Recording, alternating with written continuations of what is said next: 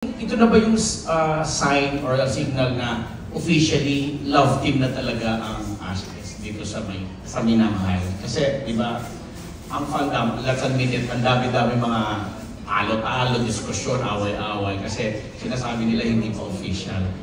Will this make the love team official between Ashton and Aris? Para sa amin naman, I don't recall or I'm not sure paano nagiging official yung mga love teams or ganun. Pero as for now, ang alam namin is, we're working together and we were blessed with the opportunity to, do another project instead of Mutya now with this. So, parang we respect each other very well and, it's great to work with Ashton. Kaya yun. Ashton, your take?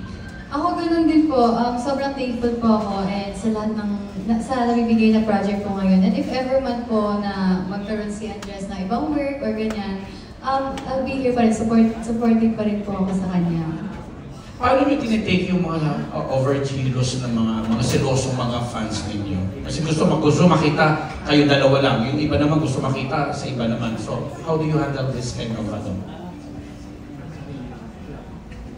Well, yun nga, for them, that's for them to decide and all, but the point is, the reason baka they act that way is maybe because it's out of love, of course. Correct. Diba?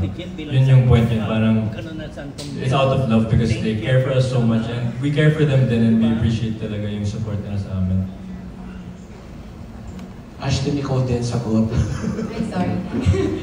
Ako ganun, same lang din po kay Andres and lagi namang siguro may iba-iba pa rin po kasi talagang opinion yung mga tao, may gusto. Especially your fans, yung supporters niyo. Ganyan, opo. And siguro mas pinipilit na natin po namin intindihin yun. And syempre at the same time, thankful din po talaga kami kasi alam namin na gano'n sila kasi mahal nila kami.